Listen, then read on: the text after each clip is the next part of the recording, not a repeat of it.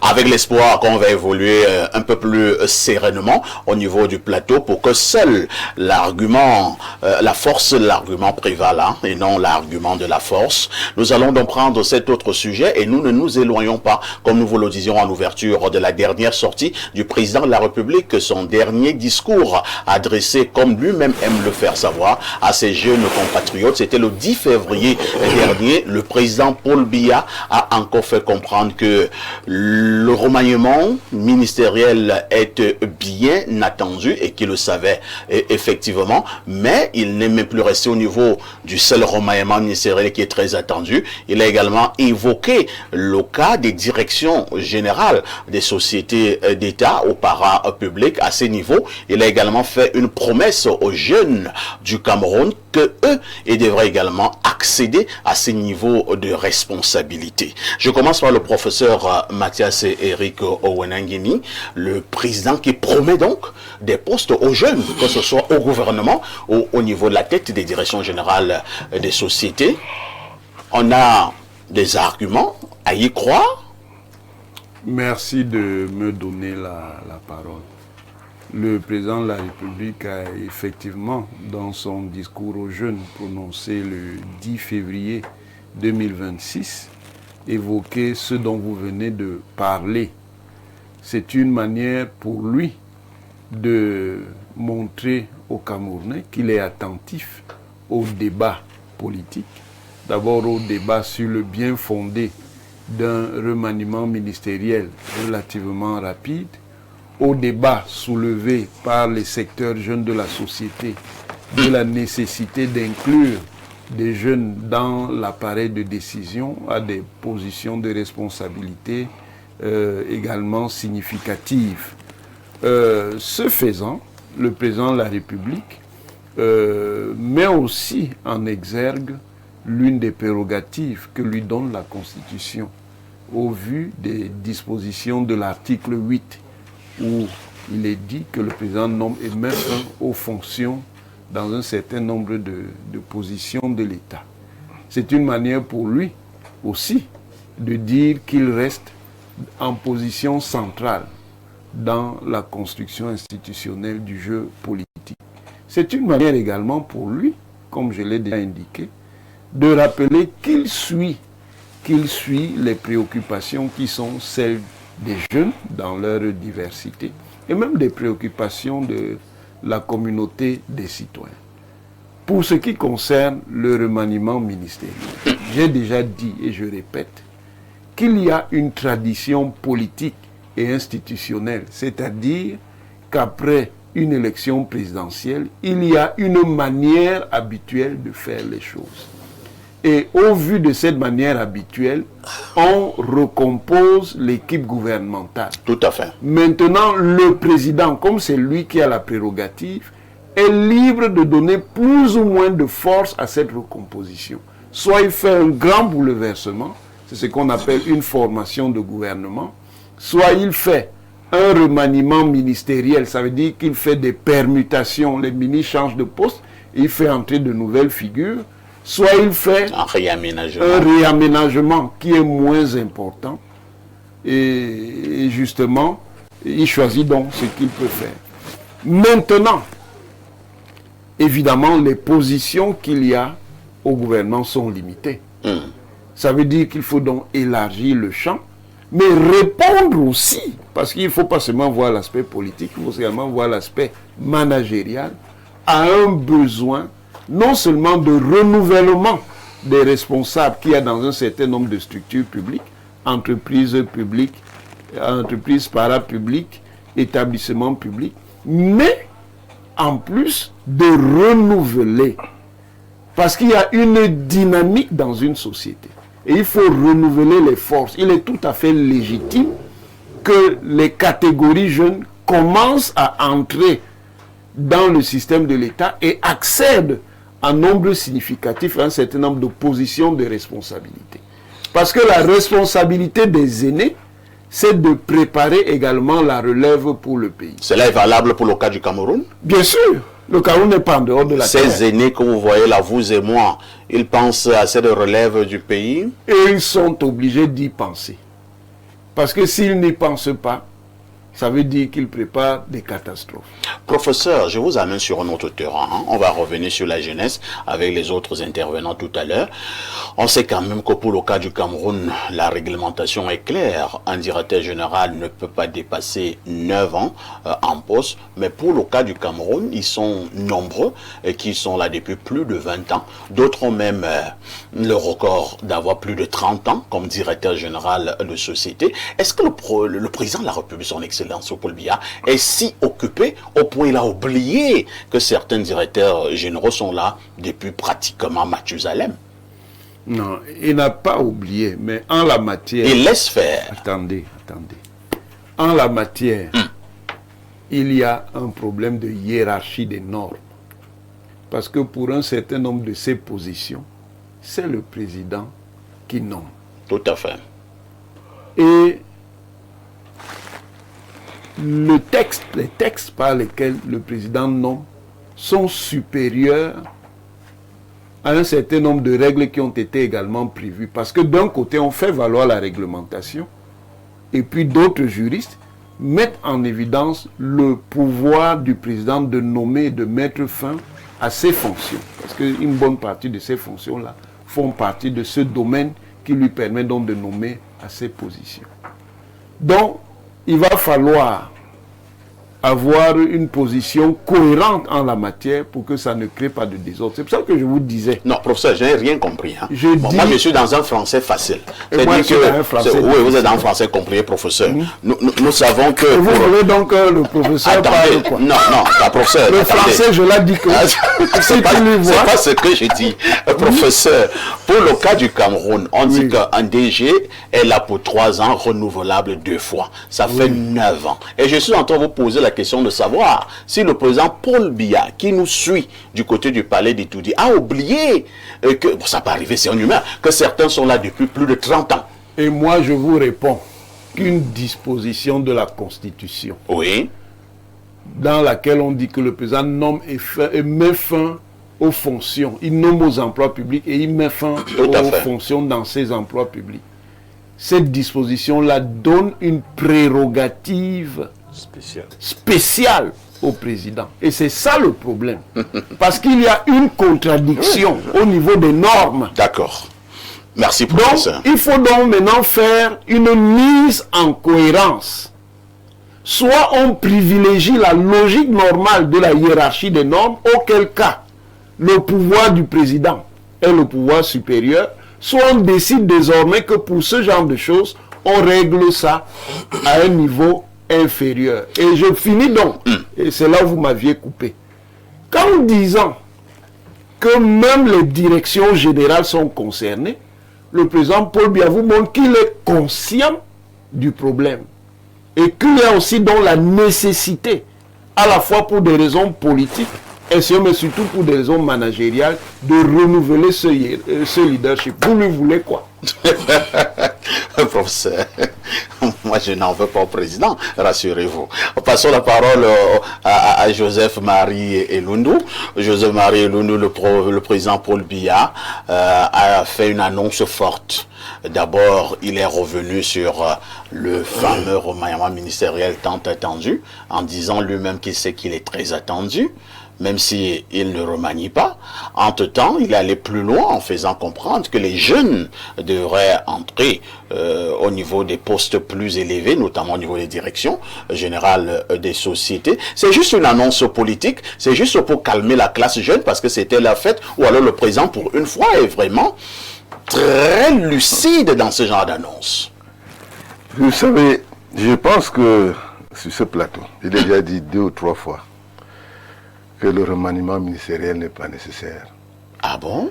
Avant les élections législatives et municipales. Et pourquoi? Un noyeur. Je l'ai dit, et je sais qu'il y a des gens qui n'aiment pas ça, parce que peut-être certains ont été consultés. C'est un noyeur. Moi, je n'ai pas été consulté. Donc, voilà pourquoi vous voulez gâter. Je regarde les choses avec froideur. Voilà pourquoi vous voulez gâter. Vous avez une élection présidentielle qu'on évoque. J'ai dit sur ce plateau, l'élection présidentielle, c'est une circonscription unique. Et personne ne peut se prévaloir d'être plus fort que l'autre. C'est-à-dire les 10% de l'Ouest, prenons n'importe quoi. Si ces 10% ne sont pas là, vous serez à 43% et vous allez perdre l'élection. Donc, ça ne permet pas d'avoir une géographie qui donne au président de la République la visibilité sur comment modifier les équipes. Première chose. Je vais être simplement logique. Et par contre, les élections législatives municipales vont permettre la dynamique des nouvelles. Justement, ces jeunes, on va me les prendre où? Qui sont-ils? D'où sortent-ils? À quel groupe appartiennent-ils? Quelles sont leurs capacités managériales, la capacité politique à se positionner? Il faut donc un élément de casting qui permet au président de voir clair dans les personnalités qu'il devrait voter, enfin faire nommer. Mais en ce qui me concerne d'ailleurs, c'est un mauvais débat. Lequel? Pour moi, la valeur d'un manager, c'est sa compétence. Ce n'est pas son âge. Donc pour moi, le simple fait même de poser le problème en termes de jeunes et autres, crée un faux conflit dont on n'a pas besoin aujourd'hui. Un nouveau conflit, c'est le conflit de génération. Joseph-Marie Loulou, Oui, sauf oui. simplement pour le cas du Cameroun, ils sont dans une écrasante majorité au poste stratégique de la République, c'est-à-dire des personnes d'un certain âge et même d'un âge très avancé. Vous dites que la compétence n'est pas une affaire d'âge. Pourquoi ne pas aussi essayer avec les jeunes pour voir également si de ce côté, il n'y a pas des résultats appréciables? Alors, ce que je veux vous dire, c'est que nous sommes au 3e homme d'État qui gouverne le Cameroun. Le deuxième il disait, il faut faire carrière. Parce que il faut qu'il y ait des traces des états de service. Comment on fait pour savoir que quelqu'un est compétent? On a vu des cas aussi d'enfants sortis de... Diomaye Faye a fait carrière où? Non, vous me prenez des accidents politiques. Ah bon? C'est un accident politique, le fait qu'on ait écarté Sonko. C'est ça, non, vous le savez. Ne m'amenez pas là-bas. C'est un homme qui a pris des armes pour menacer les civils. Et il a pris le pouvoir. Aïe Diomaye fait carrière. S'il vous plaît, il a trahi Mbida. Mais je vous donne tout. Non, attention. Je voudrais que vous compreniez les choses calmement. Moi, je ne suis pas d'accord avec le président. Pourquoi? Parce que je suis allé chez le chef, le roi Sokoju, oui, et en 2011, à une manifestation qu'on appelle le Chepan, où une génération sort pour passer le témoin à l'autre. C'est un événement extraordinaire. Ça se passe dans un royaume africain, où effectivement, il y a une décision selon laquelle le groupe si ne peut plus, il doit laisser les autres. Paul Biya a broyé 3 générations. Ah bon? Oui. Y compris la tienne? Bien sûr. Je me pose la question. Vous en voulez non à Paul Biya? Non, monsieur, ne m'amenez pas sur les terrains comme ça parce que je n'ai pas de sentiments. Je suis un analyste. Et Loulou n'est pas seul dans sa génération. Nous ne sommes pas les moins compétents. D'ailleurs, nous l'avons soutenu pendant des moments de crise très très difficiles. Très très difficiles. Vous regrettez? Comme les enfants. C'est nous qui les avons élevés. Quand l'État a démissionné, voilà un enseignant. Quand l'État a démissionné, nous étions là. Pour nous battre, continuer à payer l'école, continuer à payer les maîtres bénévoles, etc. Oh, vous finissez de nous broyer comme ça, vous nous jetez, et vous dites que bon, alors je pense que dans votre langage, on sent un peu la déception. Hein? Mais je suis déçu par ce nouveau discours qui non seulement pose un nouveau conflit dont on n'a pas besoin, un conflit de génération. Vous voyez les jeunes aujourd'hui qui vous disent allez vous reposer. Moi, je ne suis nulle part, on me dit va te reposer. Vous ne pouvez plus rien faire au Cameroun parce qu'il y a une génération qu'on doit vider des lieux. Je pense qu'il y a mieux à faire. Et il y a mieux à faire en ce sens. Vous chutez. On a essayé de m'expliquer quelque chose là. Il faut respecter le règlement que vous vous donnez. Sortez les gens après 9 ans. Après peut-être les Lundu aussi sera là. Mais vous pensez que mon pays ne peut pas aussi me prendre comme directeur? Ou bien, je ne sais pas, monsieur Elimbi? Ou je ne sais pas, monsieur Somba? Comme directeur général, je ne sais pas moi, d'une institution au Cameroun? Pourquoi vous croyez qu'il y a un groupe de gens? Parce que vous me parlez de gens qui sont en tête là-bas. Qui sont mes parents? Est-ce que vous pensez que... Est-ce que ces gens-là... Voilà. Moi, je pense qu'il y a une faute de tournage. C'est-à-dire qu'il fallait laisser la roue tourner Et là, j'étais d'accord avec certaines personnes, comme le Biolé, comme mon frère... qui a démissionné étant DG adjoint d'une Il y a même un DG, c'était le DG Arcel, je crois, Arcel qui a démissionné, paix à son âme. Mais je veux dire que cette démarche aujourd'hui que l'on fait faire au président, parce que je sais que ce n'est pas forcément lui qui réfléchit sur l'ensemble du modèle, il faut qu'il sorte de là. Il faut, notre jeunesse, là, la jeunesse que moi je regarde, a besoin de nous. On ne peut pas faire l'économie d'une génération. C'est-à-dire on ne peut pas partir, on fait tomber les gens de 70, les gens de 60 ans, les gens même de 50 ans. À la fin, je vois que vous défendez simplement votre génération. Je défends, je défends 3 générations. Il ne blague pas. C'est 3 générations. Monsieur Biya, le président Biya a 90 ans. Tout à fait. Il y a les 80 ans oui. qui sont restés sur le plancher. On pouvait trouver un président à cet âge-là. Il y a les 70 ans. Moi, je ne suis pas encore 70 ans, mais je suis plus loin de là. Il y a les 60 ans. Ça fait 4 générations. C'est cela la réalité. C'est-à-dire qu'il faut... Et maintenant, c'est dû à quoi? C'est dû au mauvais régime politique. Pourquoi je le dis? Vous venez de créer des régions aujourd'hui. OK? La loi dit que... La loi qu'on tourne toujours en rond là, 15% du budget, ça doit aller dans les régions. Si vous prenez un budget de 6 000 milliards minimum, ça fait 90 milliards par région. C'est quoi ça? Et aujourd'hui, si vous mettez 90 milliards dans cette région, des régions qui ne sont qu'à développer, à transformer, d'autant plus que vous parlez de transformation structurelle, mais vous allez pouvoir donner aux régions les moyens de... Parce qu'au fond même, ici, ça représente combien de personnes, ce qu'on dit là? Si vous prenons même 60 jeunes au gouvernement, vous prenez, je ne sais pas combien de sociétés d'État, mettons même 60. Ça représente quoi? La jeunesse camerounaise, c'est combien de personnes? Est-ce que c'est même logique ça? Je pense qu'il y a quelque chose qu'il faut critiquer fortement dedans. Très bien. Qui n'a rien à voir avec moi de toute façon. Vous savez, le travail que j'ai fait au Cameroun, je me suis tellement opposé à ce système que je sais qu'il y a des amis dedans qui sont en même temps des ennemis. Merci. Et je ne pense pas à l'instant que mon discours me profitera, mais il pourrait profiter à d'autres personnes qui sont même dans le système gouvernant, qui sont en politique et qui attendent, oui, et qui profiteraient à d'autres personnes. Dieudonné Chi, nous avons certains directeurs généraux dans ce pays. Beaucoup pensent qu'ils ont déjà pratiquement le titre foncier au niveau de leur siège. Beaucoup pensent que le président lui n'est même plus au courant d'eux. C'est comme si on a créé ces structures pour ces directeurs généraux-là. Est-ce que le président aura le courage de déraciner ce style de directeur général au Cameroun? Monsieur, ce n'est pas une question de courage. C'est juste une question de respecter la loi, de respecter les textes. Je ne suis pas d'accord avec le professeur quand il dit que le président nomme aux fonctions et il peut arrêter... Non, il peut te nommer à une fonction et après il reste pendant, il prend tout son temps et il met fin à vos fonctions à un moment donné, quand il veut. La hiérarchique, le principe de la hiérarchie des normes juridiques, le principe de la hiérarchie des normes juridiques voudrait que les normes inférieures se conforment à la norme supérieure. Et les normes inférieures mettre les détails par rapport à l'application de la norme supérieure. Quand il est dit dans la Constitution que le chef d'État nomme aux fonctions publiques, c'est un principe constitutionnel. Maintenant, en ce qui concerne les directeurs généraux, il y a donc les normes inférieures qui encadrent comment est-ce que le chef d'État doit nommer les directeurs généraux.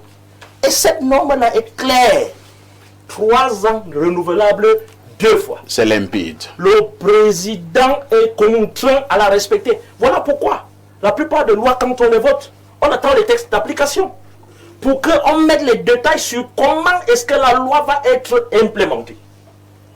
Ce n'est pas pour venir dire que le président, parce que il va prendre le pouvoir constitutionnel qu'il a pour violer les lois inférieures. Non, les lois inférieures encadrent l'exercice de ce pouvoir constitutionnel qu'il a. Et en cette matière, cette disposition en ce qui concerne les directeurs généraux a été violée. Tout simplement. Le président de la République doit corriger ça rapidement. Mais pourquoi est-ce que ça continue même? Pourquoi est-ce que ça continue? Pourquoi il viole ça allègrement comme ça et ça passe comme ça? Parce que nous sommes dans un régime présidentiel, une monarchie républicaine.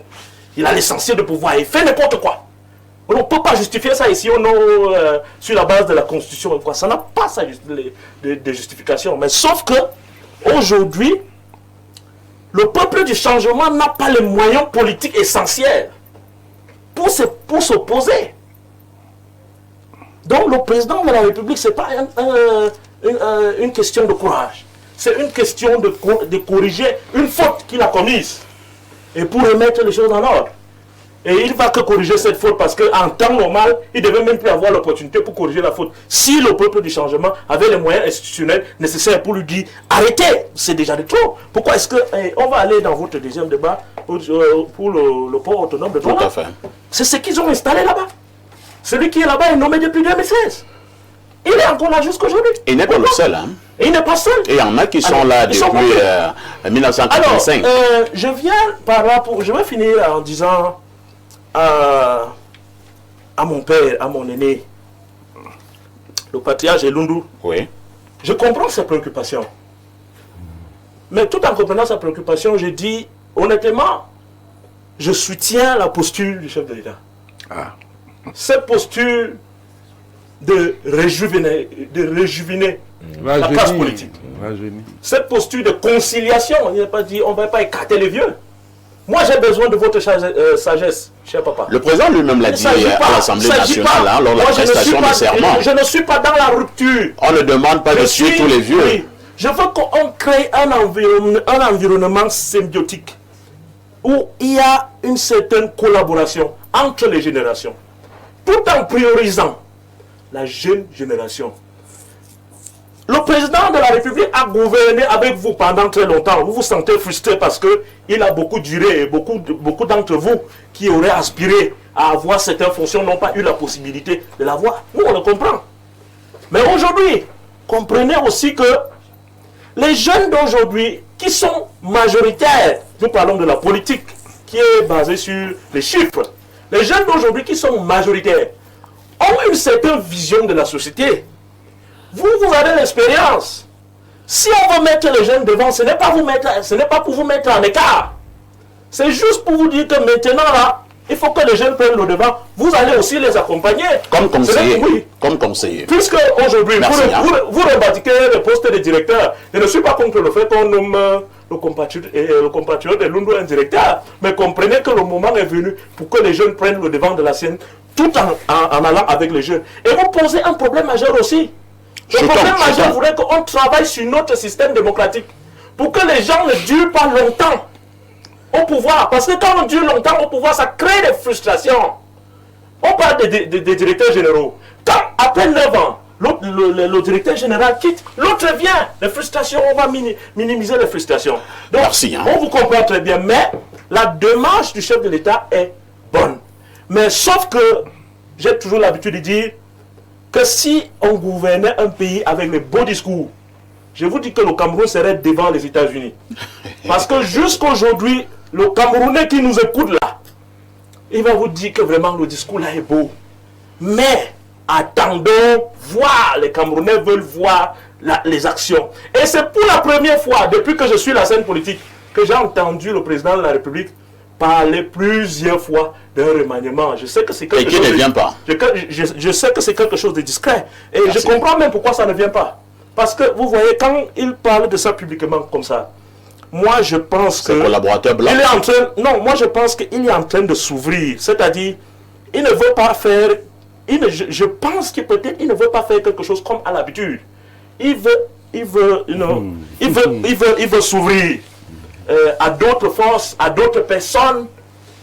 Et je souhaite que s'il s'ouvre comme ça, qu'il soit en train de travailler sur un gouvernement des résultats, un gouvernement qui va résoudre les problèmes, un gouvernement de la transition qui va faire en sorte que, après lui, que le Cameroun ne sombre pas dans le chaos.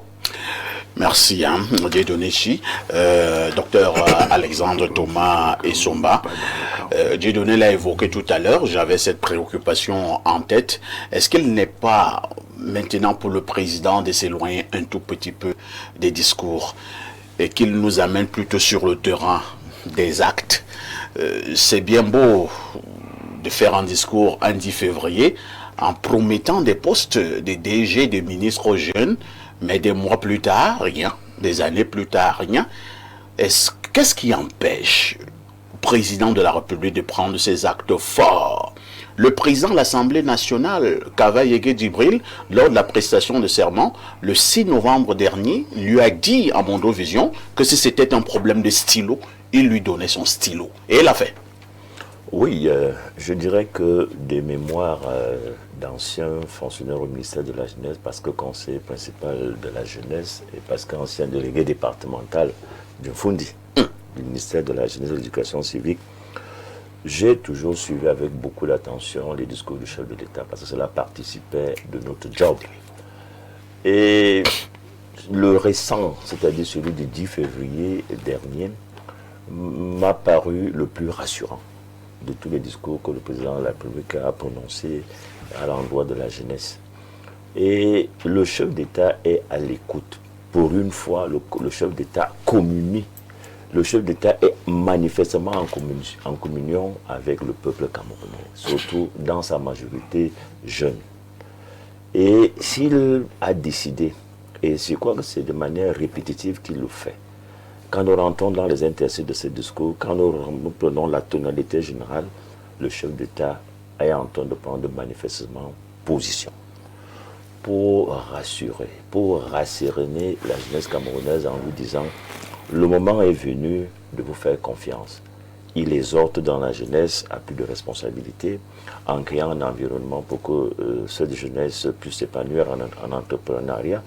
Et maintenant, à des postes de directeurs généraux et même peut-être pour des postes de membres du gouvernement, la jeunesse est engagée.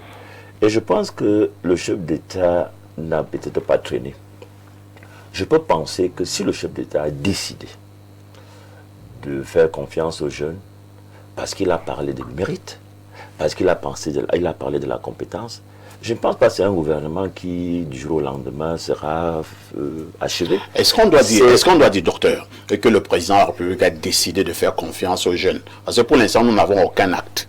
Donc nous ne pouvons pas encore dire que le président a décidé de faire confiance aux jeunes. J'essaie de rappeler. Et vous dites qu'il le fera. Il le fera parce que le chef d'État a parlé de la compétence. Oui. Le chef d'État a parlé du mérite. Alors, s'il faut donc évaluer les critères de mérite, les critères de compétence, donnez-lui le temps. Donnez-lui le temps de fouiller, de chercher. C'est depuis 43 ans. Hein? Tout au moins depuis sa dernière adresse à l'Assemblée nationale. Ça fait pratiquement et récemment 4 mois. Je disais donc, si vous voulez faire sérieux, oui, si vous voulez un échantillon, si vous voulez faire un choix décisif, un choix des méritants, un choix des compétents, il faut du temps. Il faut du temps, parce que le casting doit être mesuré, doit être approfondi. Imaginez le Cameroun tout entier. C'est toute la jeunesse camerounaise, c'est toute la jeunesse camerounaise qui est concernée. Et de mon humble avis, donner le temps au président pour que ce casting soit conséquent et pour que nous ayons cette jeunesse. Il y a des jeunes qui sont spécialistes du superflu. Alors, laissons le superflu. Maintenant, allons chercher la fine crème. Allons chercher ces jeunes qui ont la compétence requise, qui ont le profil requis et qui, même pourquoi pas, ont déjà posé des actes par le passé et ces actes doivent les suivre. Et conséquemment, le chef d'État fera donc le tri nécessaire. Et oui. Je peux faire m'arrêter là. Et si je pouvais également le dire, il y a eu un débat là, tantôt où le chef d'État est appelé à mettre fin aux mandats, aux fonctions de certains DG. Je l'ai dit, c'est vrai que le professeur Ronan Guina l'a dit, parce que le chef d'État a ce pouvoir de nommer, de mettre fin aux fonctions. Il y a quand même aussi, de manière implicite, peut-être quelque chose de non dit. Imaginez une compétence aussi avérée dans certaines sociétés, pas toutes. Vous avez parlé tantôt de la CNPS, qui a fait d'énormes progrès en termes de capitalisation des fonds, on n'entend plus des personnes d'un certain âge se plaindre. Je peux penser que, sans trop le dire, même si la loi ne lui permet pas officiellement, il peut être également contenu dans la pratique du chef de l'État une confiance tacite qui veut peut-être maintenir à certains postes des DG de grande compétence. Merci, docteur. Elimbi Lobé, au moment où nous parlons de ces jeunes qui doivent de plus en plus intégrer l'appareil gouvernant de l'État, est-ce qu'il n'est pas également question de commencer aussi à attirer l'attention du président, avant même qu'il ne nomme ces jeunes, qu'au Cameroun, il y a jeunes et jeunes. Il s'agira de quels jeunes? Les jeunes, les fils à papa, il s'agira de quels jeunes? Les jeunes qui sont dans certains cercles, j'oublie volontairement le nom, il s'agit de quels jeunes? Les jeunes aux compromissions avérées, ou alors ce seront vraiment des vrais jeunes, des jeunes authentiques, des jeunes en qui le Cameroun se reconnaîtra? C'est certainement ce que vous décrivez dans la dernière partie de votre propos. Le fait d'être jeune ne veut pas dire qu'on ait de bonne moralité. Pas du tout. Le fait d'être vieux ne veut pas dire qu'on ait de mauvaise moralité. D'ailleurs, j'ai gardé un morceau choisi à cet effet. Le roi Salomon, dans Proverbes chapitre 20, verset 29, dit « La beauté des jeunes gens, c'est leur force. Et la splendeur des vieillards, ce sont leurs cheveux gris. Oui. Donc, il y a... Ces deux parties doivent aller ensemble. D'ailleurs, les jeunes d'aujourd'hui seront les vieux de demain. C'est clair. On peut se poser la question s'ils seront d'accord qu'on les écarte complètement, qu'on les jette parce qu'ils sont devenus vieux. Alors qu'eux, ils croiront qu'ils ont une expérience à distiller dans la société. Donc c'est un tandem complémentaire. Mais il faut garder à l'esprit que l'alternance est un catalyseur du dynamisme. Si vous voulez qu'une société soit dynamique, il faut changer les gens, il faut que les gens bougent. Ils ne sont pas obligés de bouger en termes de « ils sortent ». Si vous avez édité un texte, le président n'était pas obligé d'avoir un texte ou un décret qui dit que c'est 3 ans renouvelables. 2 fois. Rien ne l'obligeait de le dire. Il pouvait ne rien dire du tout. Et changer les gens quand il veut. Ça aurait peut-être été moins problématique pour lui. Il n'était pas obligé de dire 3 ans. Il pouvait dire 10 ans. Renouvelable 5 fois. Ou même 5 fois. Mais chaque fois qu'il aura dit, il ne sera crédible que s'il respecte ça. Tout à fait. Donc, si vous nous expliquez qu'il peut dire des choses, ensuite il ne les respecte pas, ce n'est pas bon pour la gouvernance. S'il a dit ça, alors qu'il est tout puissant, il pouvait dire qu'un directeur général, c'est 10 ans renouvelable une fois. Ça veut dire qu'en 20 ans, il croit que vous aurez donné le meilleur de vous-même à ce poste. Mais si maintenant il le dit, il commence à laisser les gens 30 ans, ça devient un mauvais problème, un mauvais exemple. Mais moi, je ne suis plus dans la... Le pays ici est tellement mal gouverné que je ne suis plus dans la logique de venir faire des débats sur la mauvaise gouvernance. Je suis dans la logique que nous devons pousser vers des nouveaux comportements. Il y a 10 632 postes de conseillers municipaux. Alors que le gouvernement n'aura que une vingtaine, voire une trentaine. Au pire des cas, 60 postes, on va même commencer à dire que c'est trop. Donc même si vous mettez 60 nouveaux jeunes, l'impact par rapport à la culture de l'inertie sera faible. On a 10 632 postes de conseillers municipaux. Si on allait dans le sens de mettre 60% de ces 10 632 postes-là, on mettait des jeunes là-dedans pour qu'ils viennent... Le cadre de l'âge. Voilà. On dit, il faut tel âge. Voilà. Parce que jeune, bon. Voilà. On aurait des gens, de nouveaux visages,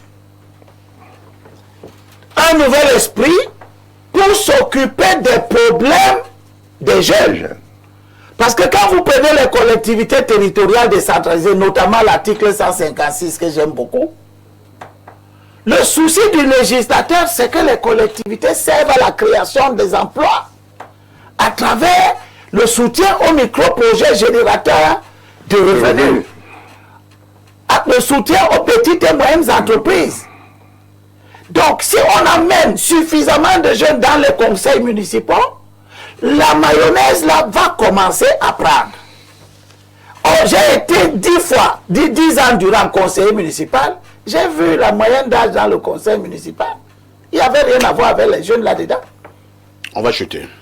Si on s'arrange pour que les 360 maires du Cameroun et les 1000 quelque chose de poussière de maires adjoints soient des jeunes de moins de 40 ans, nous allons observer une dynamique énorme dans les collectivités territoriales qui sont un grand vivier d'emploi et qui offrent des perspectives terribles dans l'insertion justement des jeunes.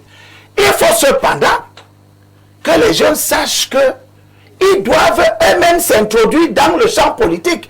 Parce qu'on ne va pas aller les prendre au quartier. Or, nous avons une difficulté énorme à voir les jeunes comprendre que la politique, ça les concerne. On a une énorme difficulté. Est-ce qu'on ne devra nommer que ceux qui sont sur le champ politique?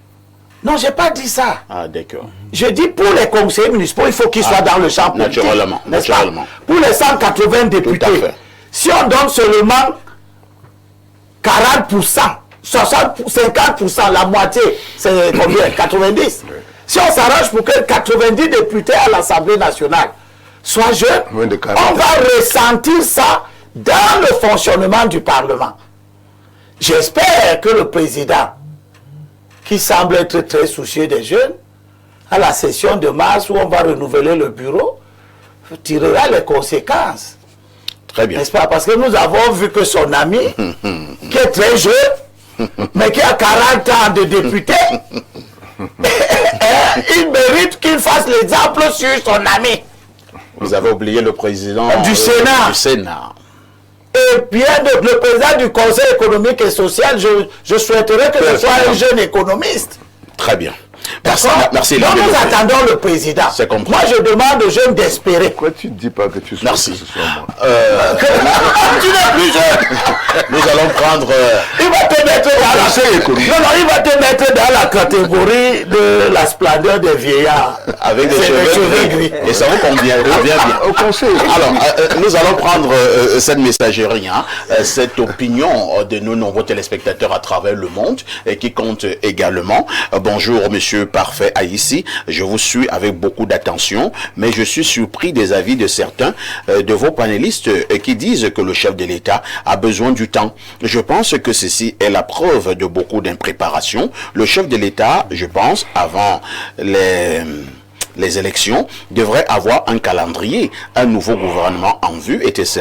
Mais plus de 2 mois passés, toujours rien. Alors, à cette allure, nous avons à attendre 2 ans pour ce gouvernement nouveau. C'est Honoré de Douala qui envoie cette contribution.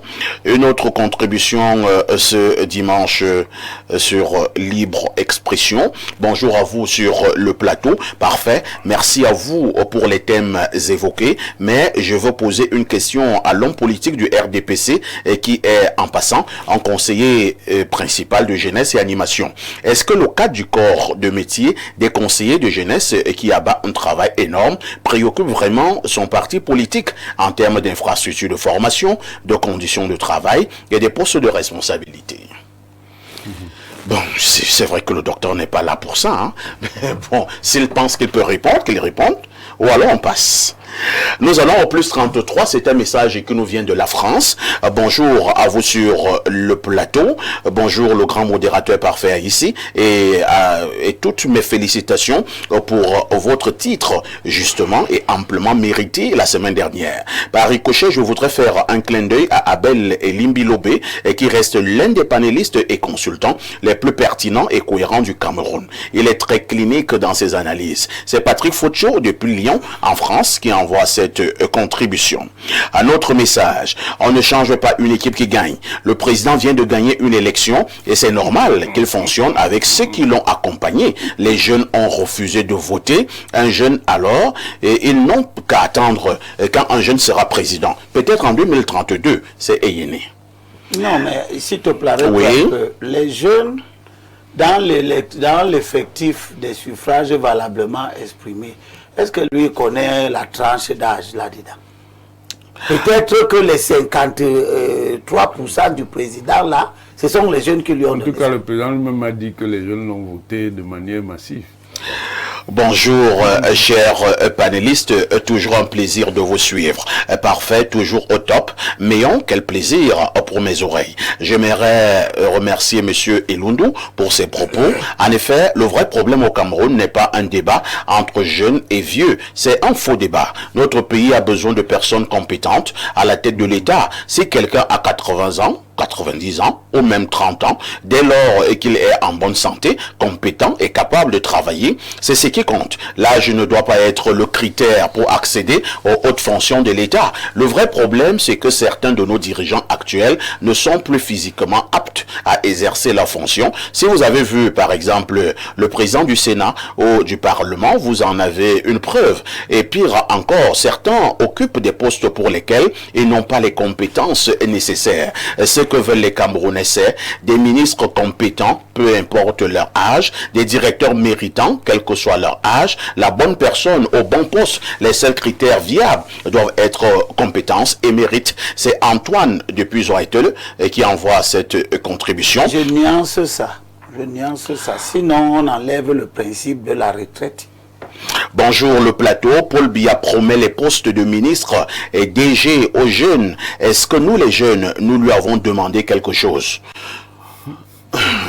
Pardon, laissez-nous sur nos bensikines. Nous ne sommes pas encore fatigués de faire la sauvette, donner les postes aux enfants de Wenangini et un petit rectificatif à monsieur José-Marie Lundu. Les jeunes n'ont pas besoin de vous. C'est Jean-Claude ici et toi, depuis la ville de Poli. Ah, il s'appelle et toi, hein? Les jeunes ont besoin de loulou. Bonjour le panel, le discours du chef de l'État, Monsieur Paul Biya est vraiment bien fait et nous attendons qu'il nous ouvre les portes pour les investisseurs pour but de créer des zones industrielles dans les zones rurales. Président national ANPC et président confédération des analphabètes du Cameroun, Monsieur Amadou Aminou, président des analphabètes du Cameroun. Vous êtes toujours en direct sur Info TV dans le cadre du grand débat de la semaine Libre Expression. Nous marquons une touche pause pour le grand zoom de la semaine.